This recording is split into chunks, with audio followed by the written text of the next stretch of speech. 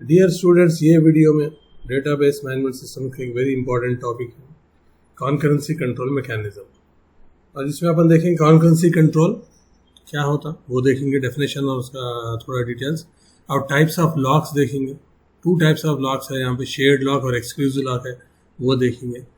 और डेडलॉक्स क्या है देखेंगे, डेडलॉक्स का प्रॉब्लम क्या होता है, इससे इफेक्ट क्या होता, और डेडलॉक्स का सोल्यूशन क्या है, मतलब इसको प्रिवेंट करने के लिए क्या करना है। वेरी इंपॉर्टेंट वीडियो है, कॉन्सेप्ट्स एकदम सिंपल और क्लियर एग्जांपल्स के साथ होपफुली ये वीडियो में आपको दिखेंगे। कॉन्करेंसी कंट्रोल क्या है, जब मोर देन 1 यूज़र एक साथ ऑनलाइन रहते हैं, सही है, तो डेटाबेस सिस्टम इंश्योर करता है कि दोनों अपना अपना काम करें, लेकिन किसी एक की वजह से दूसरों का रिजल्ट इफेक्ट नहीं होना डेटा, सही है। मतलब 2 यूज़र एक साथ कोई कोड रन कर रहे हैं तो एक का वर्क दूसरे वर्क से इंटरफियर वहाँ पे नहीं होना, ये काम को है डेटाबेस मैनेजमेंट सिस्टम देखने का। ये है कॉन्करेंसी कंट्रोल। कॉन्करेंट मतलब at the same time, more than 1 user being online at the same time. अगर दोनों एक साथ काम करे और कुछ भी उसमें एक्सेस में कुछ गलत हो गया तो वहाँ पे क्या होता है, डेटा इनकन्सिस्टेंट हो जाता, मतलब रॉन्ग डेटा शो करता है यूज़र को। अब एग्जाम्पल के साथ देखिए, आप बहुत आसानी से इसको समझ सकते हैं। To maintain the integrity and consistency of the data, concurrency control होना जरूरी है, मतलब डेटा को करेक्ट फॉर्म में और रिलायबल फॉर्म में दिखाना जरूरी है। यही काम concurrency control mechanism database systems में करना। अब यहाँ पे जो है ना, अपने को है कॉन्करेंसी कंट्रोल में यहाँ पे 2 ट्रांजैक्शन है। ट्रांजैक्शन क्या है, यूनिट ऑफ वर्क है। ऑलरेडी एक वीडियो है ट्रांजैक्शन के बारे में, एसेट प्रॉपर्टीज, आप लोग उसको देख सकते हैं। ट्रांजैक्शन क्या है, एक यूनिट ऑफ वर्क है, यानी कोड है, समझो यूजर रन करना। एक T1 एक ट्रांजैक्शन है, एक यूजर जो है ना ये कोड रन करा। इन्हें क्या करें, यहाँ पे 2 अकाउंट है। अकाउंट ए है बैंक का एक अकाउंट है जिसका नंबर अकाउंट ए है समझो, और एक अकाउंट है अकाउंट बी है। अब ये T1 यूजर क्या कोड यहाँ पे रन करा नहीं, ये कोड क्या है यहाँ पे, रीड ए, यानी ए की वैल्यू लेके आओ हार्ड डिस्क से या मेमोरी में लेके आओ। लाने के बाद इसमें से 50 रुपीज़ यहाँ पे माइनस करो, सही है। अब इसको वापस डेटाबेस में लिख दो, सेव कर दो। अब ये 50 क्या करना है, बी को ऐड करना है, सही है। बी को पहले यहाँ से लाना पड़ता, हार्ड डिस्क से मेमोरी में लाना पड़ता, यहाँ पे ऐड होता, और वापस राइट बी मतलब हार्ड डिस्क में लिखना। ये है हार्ड डिस्क का हिस्सा, सही है। डेटा तो हार्ड डिस्क सेकेंडरी स्टोरेज में होता, जो भी हो secondary storage, hard disk in the sense वो भी सेकेंडरी स्टोरेज में होता। तो ये ऑपरेशन है रीड ए मतलब राइट ए। रीड मतलब डेटा को लेके आना मेमोरी में, राइट मतलब सेव करना डेटाबेस में, फिर रीड भी लेके आना है और राइट भी करना। ये है ट्रांजैक्शन T1 का काम, एक कोड रन कर। और एक यूजर काम कर रहा है ट्रांजैक्शन T2। इन्हें क्या कर रहा है, यहाँ पर 10% of the balance from account A to account B transfer करना है। यानी अकाउंट ए है यहाँ पे भी जो है ना, यहाँ पे डिस्क है, यहाँ जो भी सेकेंडरी स्टोरेज है या परमानेंट स्टोरेज है, वहां से जो है ना अपने को ए की वैल्यू लाए प्राइमरी स्टोरेज में, सही है। तो इसमें से क्या करना है, ए के अकाउंट में से 10% माइनस करना है। कितना माइनस करना है, जो भी बैलेंस है बैंक के अकाउंट में 10% माइनस करना। अब ये 10% जो माइनस करे किसको ट्रांसफर करना है, ये अकाउंट बी को ट्रांसफर करना है, और ये प्लस 10% यहाँ पे आना। ये 2 ट्रांजैक्शन के एग्जांपल्स हैं। रीड ए की वैल्यू लेके आओ, टेम्प ए इंटू 0.1 मतलब 10% कैलकुलेट कर रहे हैं, ए में से 10% माइनस कर दिए। राइट ए बोले तो सेव कर दिया डेटाबेस में, और रीड बी बोले तो बी की वैल्यू मेमोरी में ला लिए, प्राइमरी मेमोरी रैम में ला लिए, उसके ना बी की वैल्यू रैम में ऐड हो जाती, उसके बाद जो है ना सेव हो जाती डेटाबेस में। ये 2 एग्जाम्पल्स अगर आप समझेंगे आसानी से आगे का भी समझ सकते हैं। सपोज स्टार्टिंग वैल्यूज $1000 और $2000 है समझो ए और बी में, ये 2 ट्रांजैक्शन समझो चल रहे। अब प्रॉब्लम कहाँ होता है कॉन्करेंसी कंट्रोल में, दोनों अलग अलग काम कर रहे हैं तो कोई प्रॉब्लम है ही नहीं। पहले T1 एग्जीक्यूट हो गया, फर्स्ट T1 काम कर लिया अपना काम, उसके बाद का T2 शुरू हुआ, T1 खत्म होने के बाद में T2 स्टार्ट हुआ, और T2 अपना काम कर लिया, तो इसमें कोई प्रॉब्लम है ही नहीं। दोनों सीरियल वे में काम कर रहे। सीरियल शेड्यूल का एग्जाम्पल है, इन विच T1 is followed by T2, यानी पहले T1 खत्म हो गया, उसके बाद में T2 स्टार्ट हुआ, तो वैल्यूज कुछ इफेक्ट एक दूसरे को करते चले। अब बात है, अगर पहले T2 स्टार्ट करा, ठीक है भाई, इसमें भी कोई प्रॉब्लम नहीं है, T2 अपना वर्क कंप्लीट कर लिया, उसके बाद T1 यानी T2 अपने वैल्यू सेव कर दिया ए और बी के, उसके बाद जो है ना T1 शुरू करा, T1 भी कंप्लीट कर दिया ट्रांजैक्शन T1। तो इसमें भी ये शेड्यूल 2 में क्या है, पहले T2 हुआ, उसके बाद में कौन सा एग्जीक्यूट हुआ, T1। पहले एग्जाम्पल में क्या था, शेड्यूल 1 में पहले T1 हुआ, बाद में T2 हुआ, तो इसमें कॉन्करेंट का मसला है नहीं, दोनों एक के बाद एक रन कर रहे हैं। प्रॉब्लम आता है यहाँ पे। अब प्रॉब्लम तो कब होता, जब दोनों एक साथ चल रहे हैं, थोड़ा इन्हें काम कर रहा है। अब जो प्रोसेसर जो टाइम तो एलोकेट करेंगे ना भाई, जब दो यूजर एक साथ रन कर रहे हैं, दोनों कोड एक साथ रन हो रहे हैं, तो थोड़ा टाइम T1 को देता, थोड़ा टाइम T2 को देता। ये सब ऑलरेडी आप लोग ऑपरेटिंग सिस्टम यहाँ पढ़े हुए रहते हैं। तो ट्रांजैक्शन ए की वैल्यू शुरू में 1000 है, बी की वैल्यू 2000 है, डॉलर समझो, रुपीज समझो, कुछ भी समझो। Transaction T1 is transferring from $50 from A to B. ये जो अपन देखे थे वही एग्जाम्पल यहाँ पे डिटेल में देख रहे हैं। अब T1 जो है ना, ये पार्ट है, ये पार्ट इधर का पार्ट T1 का लेफ्ट साइड का, और राइट साइड का पार्ट जो है ना T2 ट्रांजैक्शन है। पहले T1 शुरू हुआ मतलब रीड ए का मतलब क्या है, मेमोरी से यानी हार्ड डिस्क से प्राइमरी मेमोरी में यानी मेन मेमोरी में ए की वैल्यू आ गई, ए हो गया 1000। तो मेमोरी में अभी प्राइमरी, अभी डिस्क में चेंज नहीं होते, पहले रैम में चेंज होते। ये सब अपना आर्किटेक्चर में समझे हुए रहते हैं क्या कैसा काम चलता है। A is equal to A minus 50 मतलब क्या, ए में से जो है ना $50 निकाल दिए तो बन गया $950। अभी सेव नहीं हुआ। यहां तक होने के बाद T1 शुरू हुआ, ये 2 स्टेप हुए, उसके बाद में प्रोसेसर किधर चले गया भाई, कंट्रोल किधर ट्रांसफर हुआ, T2 की तरफ ट्रांसफर हुआ। तो रीड ए बोला T2, अभी तो सेव तो नहीं हुआ। यहाँ पे 950 तो हुआ ए की वैल्यू T1 से, लेकिन अभी सेव नहीं हुआ। सेव तो यहाँ नीचे है, अभी सेव नहीं हुआ। तो जब T2 जो है ना रीड ए बोलता, तो ए की वैल्यू कितनी मिलती है उसको, 1000 ही मिलेंगे। शुरू में तो 1000 थी ए की वैल्यू, दिया ना, शुरू में ए की वैल्यू 1000 है, बी की वैल्यू 2000 है, कि अभी सेव तो हुआ नहीं, तो ए की वैल्यू हो गई 1000। इसमें से 10% मालूम कर लिए, 10% ऑफ 1000 कितना हो गया, 100 हो गया। तो ए की वैल्यू 1000 माइनस 10 यानी 1000 में से 10% हटा दो, तो ए की वैल्यू कितनी हो गई, यहाँ पे बता रहा हूँ 900। राइट ए, ये हुआ पहला काम सेव करने का। राइट ए मतलब ए की वैल्यू अब कितनी सेव हो गई, ये राइट ए मतलब डिस्क में होती या परमानेंट स्टोरेज जो भी अपना वहां पे, ए की वैल्यू सेव हो गई 900। उसके लिए रीड बी बोला उन्हें, अभी तक तो बी की वैल्यू कुछ हुई नहीं, तो यहाँ पे बी की वैल्यू जो फेच करके लेके आए ये है 2000। अब इसके बाद में जो है ना कंट्रोल जो है ना, फिर T1 ट्रांजैक्शन, T1 भी तो चल रहा ना, T1 में क्या है, $50 ए में से निकाल के बी में डाल रहे, तो ये भी तो चल रहा साथ ही साथ। तो अब ट्रांसफर हुआ कहाँ, T2 आधा काम हुआ, फिर वापस गया T1 के लिए। अब यहाँ ऑलरेडी देखो T1 क्या चल रहा था, यहाँ पे 950 थे, तो राइट ए बोले तो T1 क्या करता, डिस्क में जाके या जो सेकेंडरी परमानेंट स्टोरेज जो भी है, ए की वैल्यू 950 सेव करा था। तो पहले यहाँ पे जो है ना ए की वैल्यू कितनी सेव करा था, T2 900, इसको ओवरराइट करके T1 कितना सेव करा, 950। तो फाइनल वैल्यू ए की कितनी हो गई, पहले तो ये हो गया 900, उसके बाद हो गया अपना 950, यहाँ तक तो आ गए। अब उसके रीड भी बोला, रीड भी तो ये भी T2 भी रीड भी बोला, T1 भी रीड भी बोला, तो इसमें कोई चेंज होने का है नहीं। तो बी की वैल्यू 2000 आ गई मेमोरी में। उसके बाद B is equal to B plus 50, तो 50 जो है ना ऐड कर दिया रैम में। उसके बाद राइट बी, यहाँ पे डिस्क में लिख दिए बी को 2050, 2000 था ऑलरेडी, 2050 हो गया। यहाँ तक तो सही है। अब जो है ना कंट्रोल ट्रांसफर होके वापस, क्योंकि कॉन्करेंटली सेम टाइम दोनों काम कर रहे हैं, साइमल्टेनियस काम कर रहे हैं दोनों, तो कंट्रोल जो है ना सीपीयू का कंट्रोल जो है ट्रांसफर होता रहता T1 T2, या और भी यूजर है तो उसमें T1 T2 T3 ट्रांसफर होता रहता। अब यहाँ पे T2 कंटिन्यू हो रहा, B assigns B plus temp, तो टेम्प की वैल्यू कितनी थी 100, तो डॉलर था टेम्प 10% ऑफ ए, तो ये 100 जो है ना किसको ऐड करते हैं, बी को ऐड करते हैं। बी की वैल्यू कितनी है 2000 है यहाँ पे, तो 2000 प्लस 100 कितना हो गया 2100। अब ये डिस्क में लिख दिया, सही है। अब यहाँ पे थोड़ा इंपॉर्टेंट है जहाँ पे समझने का, तो फाइनल वैल्यू शुरू में ए की वैल्यू कितनी हुई यहाँ पे, ये थी, मैं इसको येलो कलर से हाईलाइट कर रहा हूँ। T2 पहले लिखा ए की वैल्यू 900, उसके बाद में T1 क्या करा चेंज करके, उसके बाद में आया ना ये स्टेप, ये मतलब इधर के इसके बाद में ये हुआ। तो 950 ये वैल्यू आ गई डिस्क में फाइनल वैल्यू।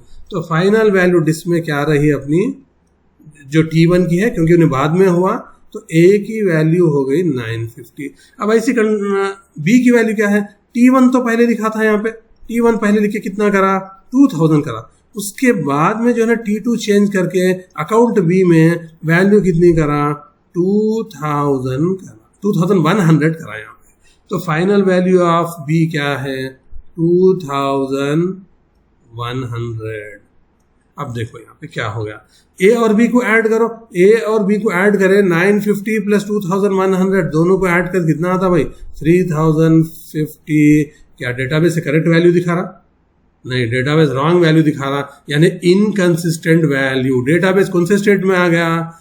इनकंसिस्टेंट स्टेट में है, यानी डेटाबेस कंसिस्टेंट नहीं है, क्योंकि शुरू होने से पहले T1 और T2 एग्जीक्यूट होने से पहले 1000 प्लस 2000 कितना था? यहाँ पे 3000 था। तो खत्म होने के बाद में, क्योंकि ए तो T1 कर रहा 50, एक में से निकाल के दूसरे में डाल रहा, T2 क्या कर रहा 100 निकाल के एक में से दूसरे में डाल रहा, मतलब वैल्यू कहीं भी नहीं जा रही, ए में से बी में जा रही, दो में भी। तो शुरू होते वक्त जब, यानी शुरू होने से पहले T1 और T2 स्टार्ट होने से पहले 3000 अगर सम है दोनों का, तो एट द एंड भी दोनों का सम कितना होना? 3000 होना। लेकिन बता रहा कितना है यहाँ पे? 3050, जो कि रॉन्ग है, यानी कॉन्करेंसी कंट्रोल से यहाँ पे प्रॉब्लम आ गया। कॉन्करेंट यूजर से, कॉन्करेंट कंट्रोल यूजर, दोनों यूजर एक साथ काम करने से वैल्यू में थोड़ी गड़बड़ हो गई। अब इसका सोल्यूशन क्या है? तो ऐसा कैसा होगा भाई? रॉन्ग वैल्यू 3000 बताने का 3050 बताना, तो ऐसा नहीं होता। इसके वास्ते क्या है? Very very very important topic है, लॉग बेस्ड प्रोटोकॉल्स। लॉग करते, सही है। यहां तक तो कॉन्करेंसी कंट्रोल के बारे में पढ़े अपन, इसका प्रॉब्लम क्या होता देखे जब दोनों एक साथ काम करें। अब लॉग बेस्ड प्रोटोकॉल क्या है? तो डेटाबेस वैल्यूज को लॉक कर देते, जैसे लॉक करते ना अपन, वैसे लॉक करते ताकि दूसरे चेंज नहीं करना। तो इसमें लॉग दो किस्म के हैं। एक है शेयर्ड लॉग, जिसमें सिर्फ रीड होता, कोई भी ट्रांजैक्शन अपना काम शुरू करने से पहले लॉक अपटेन करना उन्हें। कौन सा लॉक अपटेन करा? अगर शेयर्ड लॉक अपटेन करा तो उन्हें वैल्यू खाली रीड कर सकता। क्या कर सकता? रीड कर सकता, can not right, only read है। शेयर्ड लॉक अगर मिला तो सिर्फ रीड कर सकता ट्रांजैक्शन। अगर कोई वैल्यू चेंज करना है, जैसा कि ए में से 50 निकाल के ए चेंज हो रहा, बी में 50 ऐड कर रहे हैं, बी भी चेंज हो रहा, अगर ऐसे टाइप में ट्रांजैक्शन है तो कौन सा लॉक होना पड़ता? एक्सक्लूसिव लॉक होना पड़ता, जिसमें दो भी ऑपरेशन कर सकते हैं, वैल्यू को रीड कर सकते हैं यानी पढ़ सकते हैं, मेमोरी में ला सकते हैं, और चेंजेस भी कर सकते हैं, राइट भी कर सकते हैं। तो एक्सक्लूसिव लॉक मतलब एक्स से डिनोट होता, इसमें दो ऑपरेशन कर सकते हैं, रीड और राइट। शेयर्ड एस से डिनोट होता, ये एक से ज्यादा यूजर ले सकता है, याद रखो। शेयर्ड लॉक जो है ना, एक से ज्यादा, समझो एक वैल्यू है अकाउंट ए की वैल्यू है समझो $1000, इसको कोई जना देखना चाह रहा, सेलेक्ट ये अकाउंट, ये वैल्यू देखना चाह, T1 ट्रांजैक्शन देख सकता, और एक जना भी देखना चाह रहा खाली क्या वैल्यू है, इन्हें भी देख सकता, कोई मुश्किल नहीं है सेम टाइम पे। और एक भी देखना चाह रहा T3, इन्हें भी देख सकता।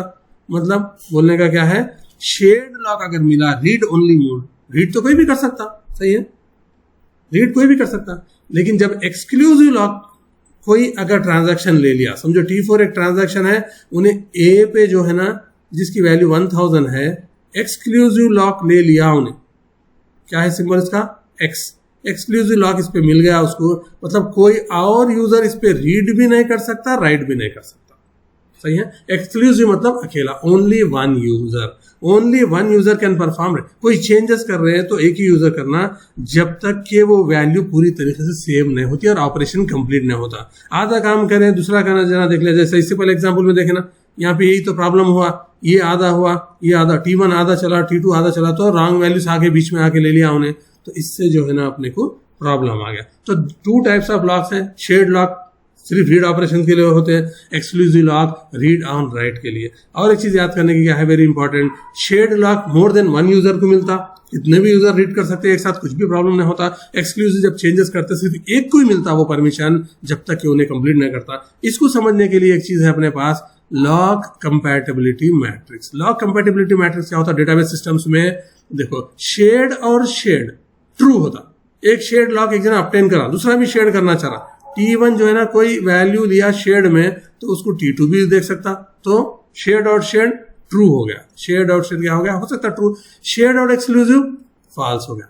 शेयर्ड और एक्सक्लूसिव क्या होता? फॉल्स, क्योंकि एक जना शेयर करा, रीड ओनली करा, तो दूसरा राइट चेंज नहीं कर सकता। In the same way exclusive क्या है, अगर एक्सक्लूसिव और शेयर्ड के बीच में फॉल्स होता, मतलब अगर कोई एक्सक्लूसिव लॉक ले लिया ऑलरेडी कोई एक डेटाबेस आइटम पे, एक जना एक्सक्लूसिव लॉक ले लिया, दूसरा जना इसको रीड भी करना चाह रहा, तो नहीं होता भाई, डेटाबेस सिस्टम इसको अलो नहीं करता। तो एक्सक्लूसिव और शेयर्ड फॉल्स होता, एक्सक्लूसिव के साथ दूसरा भी एक्सक्लूसिव फॉल्स होता, क्योंकि जब एक जना चेंज करना चाह रहा कोई चीज, इसको एक्सक्लूसिव लॉक मिलता, दूसरा जना भी चेंज करना चाह रहा वही चीज, उसको एक्सक्लूसिव लॉक नहीं दे सकते, क्योंकि एक्सक्लूसिव लॉक सिर्फ एक ही यूजर को मिलता। जैसा ऑपरेशन कंप्लीट हो गया उसको क्या करते, अनलॉक करते। ऑपरेशन शुरू होने से पहले, ट्रांजैक्शन शुरू होने से पहले लॉक कर देते हैं, जो भी लॉक होना है शेड या एक्सक्लूसिव, जैसे कंप्लीट हो गया उसको करते हैं अनलॉक। अब यहाँ पे देखिए एग्जाम्पल के साथ अच्छी तरह से आप लोग समझ में आता है ये लॉक्स कैसा रिक्वेस्ट करते हैं, कैसा लॉक मिलता, अनलॉक कैसा होता। अब यहाँ पे दोनों ट्रांजैक्शन है, एक ट्रांजैक्शन है T3 और एक ट्रांजैक्शन है T4, दो यूजर काम कर रहे हैं, समझो एक साथ काम कर रहे हैं। एग्जाम्पल से समझो कोड क्या है इनका। ट्रांजैक्शन T3 में क्या है, B के अकाउंट में से एक अकाउंट नंबर है, बैंक का अकाउंट है समझो, अकाउंट नंबर B है, इसमें से जो है ना जो भी वैल्यू है इसमें से 50 निकाल रहे हैं और ऐड किसको कर रहे हैं, ये 50 A को कर रहे हैं, किसको कर रहे हैं, 50 A को कर रहे हैं, ये 50 इधर ऐड हो गया। इसका मतलब क्या हो गया, B भी चेंज हो रहा, यानी B की भी नई वैल्यू आती और A की भी नई वैल्यू आती, सही है। अगर B 1000 रहा तो 950 हो जाता, A 2000 रहा तो 2050 होता। तो दोनों को चेंज करने के लिए कौन सा लॉक होना पड़ता, A और B के लिए चेंज हो रहे वैल्यूज तो एक्सक्लूसिव लॉक होना पड़ता। तो पहले ट्रांजेक्शन शुरू करने से पहले लॉक एक्सक्लूसिव ऑफ B बोला, ये रिक्वेस्ट कर रहा कॉन्करेंसी कंट्रोल मैनेजर को, रिक्वेस्ट करता ट्रांजैक्शन, मेरे को एक्सक्लूसिव लॉक होना है B का। उसके अंदर ओके मिल गया, समझो इसको लॉक मिल, कोई और यूज नहीं कर रहा तो लॉक मिल जाता, तो मेमोरी में ला लेता रीड B, मेमोरी में वैल्यू कम हो जाती 50, राइट B, वो तो डेटाबेस में B की वैल्यू सेव हो जाती। जैसे B की वैल्यू हो गई तो अनलॉक B बोला उन्हें, B खत्म हो गया ना, B सेव कर दिया तो अनलॉक कर दिया ताकि कोई और ट्रांजैक्शन इसको यूज कर सकते। उसके बाद लॉक एक्सक्लूसिव ऑफ A, अब A में चेंज करना है, ये 50 यहाँ से निकाले, अब 50 डालना क्या में है तो A में तो डालना है B से, तो लॉक एक्सक्लूसिव ऑफ है तो इसको भी लॉक मिल गया। तो रीड A, तो A की वैल्यू ला लो मेमोरी से, मेमोरी में हार्ड डिस्क से जो भी जहाँ पे भी है ये, और A को ऐड कर दो मेमोरी में, सेव कर दो डेटाबेस में राइट A, जैसा A भी सेव हो गया 50 ऐड हो गए, अनलॉक है। अब ये समझ गए होंगे अपना एक्सक्लूसिव लॉक कैसा काम कर रहा, लॉक और अनलॉक वेरी क्लियरली यहाँ पे समझा।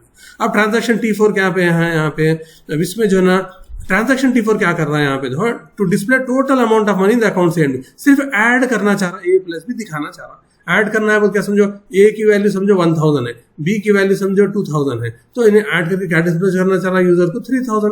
कोई चेंज करता नहीं करता, ये तो वैल्यू यूजर को दिखाता उन्हें 3000। इसमें मतलब इसमें डेटाबेस में कोई चेंज नहीं होता, इसमें मतलब A की वैल्यू जो है ना डिस्क से मेमोरी में लाते, B की वैल्यू जो है ना डिस्क से मेमोरी में लाते और मेमोरी में चेंज करते, मतलब ऐड करते, 3000 एक नई वैल्यू आती, वो 3000 ले आके जो भी यूजर को होना वो दिखा देता है। इसमें एक्चुअल वैल्यू A और B की चेंज नहीं हो रही। जब चेंज नहीं हो रही तो कौन सा लॉक होना, A पे shared mode, lock S of है, शेयर्ड मोड का लॉक ले लो, A की वैल्यू मेमोरी में ला लो, अनलॉक कर दो इसको, क्या करो इसको अनलॉक, A की वैल्यू ला लिया, यहाँ पे आ गई A की वैल्यू, अनलॉक कर दो। उसके अंदर लॉक शेयर्ड ऑफ B, मतलब ये शेयर्ड लॉक को रिक्वेस्ट करता उन्हें, मिल गया उसको समझो, तो रीड भी मेमोरी में ला लो, यहाँ पे दोनों को ऐड कर दो, डिस्प्ले कर दो A प्लस B, डिस्प्ले करना मतलब सिर्फ यूजर को दिखा रहे 3000, इसमें कोई चेंज नहीं है, तो अनलॉक B भी हो गया, अनलॉक A भी हो गया यूजर। ये समझो अपने दो ट्रांजैक्शन है, T3 और T4 दो ट्रांजैक्शन है। T3 में क्या हो रहा, B से अकाउंट A को $50 जो है ना जो भी हो चेंज हो ट्रांसफर हो रहे, और क्या है अपना ये वाला B है। और T4 में क्या हो रहा, सिर्फ A प्लस B डिस्प्ले कर रहे हैं, यानी कोई चेंज नहीं हो रहा। अगर दोनों एक साथ चले क्या डेडलॉक होता है क्या, देखेंगे डेडलॉक क्या चीज है अच्छी तरीके से यहाँ पे समझ सकते हैं। A और B दोनों एक साथ चले तो अब डेडलॉक देखिए। अब तो ये जो ट्रांजैक्शन है T3 T4, इसका पार्शियल कोड यहाँ पे, पार्शियल क्या बोलते स्टेप्स यहाँ पे दिखे हुए हैं, सही है, ताकि डेडलॉक बताने के लिए। पहले जो है ना T3 शुरू हुआ, T3 क्या कर रहा है आपको मालूम है ना, 50 डाल रहा B से A को, तो लॉक एक्सक्लूसिव ऑफ B शुरू हो गया यहाँ पे। ये प्रीवियस स्टेप है, प्रीवियस स्लाइड में जो है वही है यहाँ पे। उसके बाद रीड भी B को मेमोरी में ला लिया, B को कौन सा लॉक मिला भाई, एक्सक्लूसिव लॉक मिला, B को जो है ना मेमोरी में ला लिया। अब समझो B है 1000, यहाँ पे B को ला लिया, अब B को कर दिया 50 माइनस, तो मेमोरी में यानी रैम में कितना हो गया, B की वैल्यू हो गई 950 और B को चेंज कर दिया, डिस्क में जहाँ भी है चेंज हुआ। अब यहाँ तक होने के बाद B की वैल्यू तो 950 हो गई यहाँ पे डिस्क में जहाँ भी है। उसके बाद में T4 शुरू हुआ, T4 शुरू होते क्या होता है, CPU कंट्रोल अपना ट्रांसफर करता है, एक साथ T3 पूरा नहीं करता ना, पार्शियल एग्जीक्यूशन होता है, टाइम शेयरिंग बेसिस पे थोड़ा थोड़ा होता रहता। तो पहले जो जैसे यहाँ तक होने के बाद कंट्रोल अगर ट्रांसफर होके T4 के पास गया, अब T4 में क्या टारगेट है अपना, A प्लस B बस दिखाना है यहाँ पे, लॉक शेड ऑफ A बनाना। क्या A लॉक है यहाँ पे, T3 तो A को लॉक नहीं करा, तो इसको जो है ना A का लॉक शेयर्ड मोड में मिल जाता। तो रीड A की वैल्यू ला लिया इन्हें, A की वैल्यू समझो है 2000, इन्हें यहाँ पे मेमोरी में ला लिया। उसके बाद क्या होता है, उसको B की वैल्यू भी लाना है ना, तो A की वैल्यू 1000 है समझो, A की वैल्यू यहाँ पे ला लिया। अब उसके बाद जो है ना बी की वैल्यू होना है, क्यों ए प्लस बी करना है तो बी की वैल्यू भी मेमोरी में लाना है, तो बी की वैल्यू रिक्वेस्ट करा दो, यहाँ पे लिखे हुआ है requested for shared lock of B. T4 transaction क्या करता है, मेरे को बी की वैल्यू होना है भाई, सिर्फ डिलीट करना है, शेयर्ड लॉक में मेरे को दे दो बोलता हूँ। लेकिन इसको मिलता है लॉक, नहीं मिलता, क्योंकि ऑलरेडी यहाँ पे देखो अच्छी तरीके से T3 जो है ना एक्सक्लूसिव करा हुआ, अभी अनलॉक नहीं करा है। T3 के पास एक्सक्लूसिव लॉक है बी का, और T4 जो है ना शेयर्ड लॉक पूछ रहा, क्योंकि T3 अभी अनलॉक कराइश नहीं, T3 अनलॉक कराइश नहीं, तो T4 क्या करता है, वेट करते रहता है। यहाँ पे T4 क्या करता रहता है, ये स्टेज पे wait for T3 to unlock, wait for T3 to unlock B, ये स्टेज पे होता है यहाँ पे। अब उसके बाद जो है ना कंट्रोल ट्रांसफर होके इधर चले आता। अब क्योंकि T3 का काम क्या था, बी में से $50 निकाले, ए को डालना है, ए भी चेंज होता, तो इन्हें रिक्वेस्ट करता है यहाँ पे T3 वाला कॉन्करेंसी कंट्रोल मैनेजर को, सॉफ्टवेयर को, भाई मेरे को लॉक एक्सक्लूसिव ऑफ ए होना है, ताकि मैं वैल्यू चेंज करना है, मेरे को $50 ऐड करके वैल्यू चेंज करना है, तो इन्हें रिक्वेस्ट करता।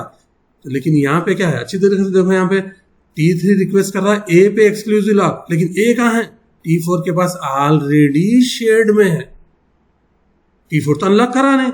इसका मतलब ये स्टेज पे T3 क्या होता, weights for T4 to unlock A, समझ रहे हैं यहाँ पे। अब यहाँ पे जो है ना T3 वेट कर रहा अनलॉक होने के लिए T4 से। अब ये स्टेज में जो है ना T4 वेट कर रहा T3 को अनलॉक भी करने के लिए।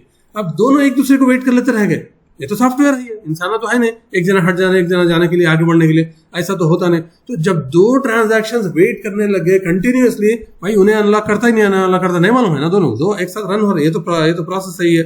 तो वी हैव ऑलरेडी, यहाँ देखो वेरी ब्यूटीफुल डेफिनेशन यहाँ पे दिया हुआ है डेडलॉक का, we have already state where neither of this transactions can ever proceed with its normal execution, क्योंकि इन्हें वेट कर रहा है T4 वेट कर रहा है, बी को अनलॉक होने के लिए T3 वेट कर रहा है, ए को अनलॉक होने के लिए, that is T3 is waiting for T4 to release a lock and T4 is waiting for T3 to release a lock. So this situation is called deadlock. यहाँ हो गया डेडलॉक। डेडलॉक का मतलब क्या, अब समझो एक रोड है, समझो छोटी सी रोड है, एक ही गाड़ी जा सकती है। यहाँ पे एक गाड़ी बढ़ गई, ब्रिज पे है, ब्रिज है जो भी है, एंटर हो गए, इन्हें यहाँ तक आ गया। अब यहाँ से और एक भी एंटर हो गई, एक ही गाड़ी जा सकती, इन्हें भी यहाँ तक आ गया। अब दोनों समझ रहे हैं इन्हें पीछे हटता है, इन्हें पीछे हटता है, या दोनों भी नहीं हट रहे, तो क्या होता, डेडलॉक होता, वैसे ठहरा रहना पड़ता, कभी नहीं हटते, वैसे ठहरे थे। तो यहाँ पे भी ये सिचुएशन, डेडलॉक क्या अच्छा है डेटाबेस सिस्टम्स के लिए, क्या डिजायरेबल है, नो। डेडलॉक से क्या होता, काम रुक जाता, it decreases performance very very very important topic है डेटाबेस सिस्टम्स की, वो तो एडवांस टॉपिक है, डीबीएस करते हो तो परफॉर्मेंस यहाँ पे इफेक्ट होता है। तो डेडलॉक अच्छी चीज नहीं है डेटाबेस सिस्टम के लिए, कोड यहाँ पे एग्जीक्यूट होना रुक जाता। व्हेन डेडलॉक अकर्स, अब इसका सोल्यूशन क्या है, तो कॉन्करेंसी कंट्रोल मैनेजर क्या है, हर थोड़ी देर को देखते रहता, घूम फिर के कोई ट्रांजैक्शन चल रहे क्या जो एक दूसरे के लिए वेट कर रहे इंडेफिनेट स्टेट में लिए, तो वो कंटिन्यू जो रूटीन चेक के लिए जब निकलता उन्हें, जब देखता कि यहाँ पे T3 एंड T4 ये तो फंसे हुए दोनों डेडलॉक के सिचुएशन में, तो क्या करता, उन्हें एक को कैंसिल करता और इन्हें जो भी आधा आधा काम करने वाला था ना उसको अंडू कर देता, सही है, वैल्यूज को अंडू कर देता, ताकि T3 को वन वे मिलता है, इन्हें आगे निकल जाता। उसके बाद T4 को फिर रीस्टार्ट करता हूँ। ये है डेडलॉक होने का। लेकिन क्या डेडलॉक डिजायरेबल है, डेडलॉक डिजायरेबल नहीं है, तो डेडलॉक को प्रिवेंट करना इसका वेरी वेरी इंपॉर्टेंट है, डीबीए का रिस्पॉन्सिबिलिटी है या डेटाबेस सिस्टम की रिस्पॉन्सिबिलिटी रहता है। अब इसको प्रॉब्लम क्या है, रीजंस ऑफ डेडलॉक क्यों होता है, कोडिंग लॉन्ग ट्रांजैक्शन, क्वेश्चन अगर आपको आया डेडलॉक क्यों होता है, इसका सोल्यूशन क्या है, कोडिंग लॉन्ग ट्रांजैक्शन। अगर लॉन्ग ट्रांजैक्शन लिखे, मतलब एक T3 एक ट्रांजैक्शन है जो इसमें कई लॉक्स होना है, कई अनलॉक्स होना है, एक लेंथी कोड है, सही है। अगर लॉन्ग ट्रांजैक्शन लिखे तो कई लॉक होना है, इसमें कई किस्म के लॉक्स इन्हें एक्वायर करना पड़ता, कई को अनलॉक करना पड़ता, तो चांस है इन्हें बीच में जाके फंस जाता। बीच में जैसे इससे पहले देखे था T3 शुरू तो हो गया, आधा रास्ता जाके रुक गया, तो लॉन्ग ट्रांजैक्शन जो है ना डेडलॉक के लिए कॉमन रीजन है। और एक है रेस्ट्रिक्टिव एक्सप्लिसिट लॉक। इसका मतलब ट्रांजैक्शन शुरू होने से पहले अगर पूरे लॉक नहीं लेके स्टार्ट कर दिए, अब T3 को होना है, समझो ए पे लॉक होना है, बी पे लॉक होना है, सी पे लॉक होना है, 3 पे लॉक होना है, तो इन्हें शुरू करने से पहले तीनों पे भी पहले लॉक हासिल कर लेना, उसके बाद ही स्टार्ट करना है। रेस्ट्रिक्शन, अगर एक्सप्लिसिट लॉक मतलब अगर इन लॉक्स हासिल नहीं करा, ए पे लॉक हासिल कर लिया, शुरू कर दिया, जाके बी के लिए वेट करते हुए रुक गया, कोई और उसको लॉक कर दिया, दूसरा ट्रांजैक्शन, तो आगे बढ़ नहीं सकता। तो restriction in getting the locks, ये भी जो है ना डेडलॉक के लिए रीजन हो सकता। तो अपन जो है ना इसको क्या करना पड़ता, पहले जो है ना पूरे लॉक्स हासिल करना, उसके बाद ही ट्रांजैक्शन बिगिन करना। ये था डेडलॉक, और इसके रीजन और उसका इफेक्ट क्या है परफॉर्मेंस पे, ये सब चीज़ें अपन यहाँ पे देख ले। तो इसमें क्या है, अपन कॉन्करेंसी कंट्रोल देखिए टॉपिक पे, कॉन्करेंसी कंट्रोल देखिए, और क्या देखे भाई, टाइप्स ऑफ लॉक्स देखे, टाइप्स ऑफ लॉक्स डिटेल में देखें, और है डेडलॉक क्या है यहाँ पे देखें। अगर आप लोगों को कुछ भी डाउट है, मैं समझता एकदम डिटेल में दिया, मैं फिर भी जो पहली बार सुनते रहते स्टूडेंट्स, उनको थोड़े डाउट्स आ सकते हैं, कमेंट्स में लिख सकते हैं। इसको क्या करो, चैनल को लाइक, शेयर और सब्सक्राइब करो, क्योंकि sharing is caring. Thanks for watching.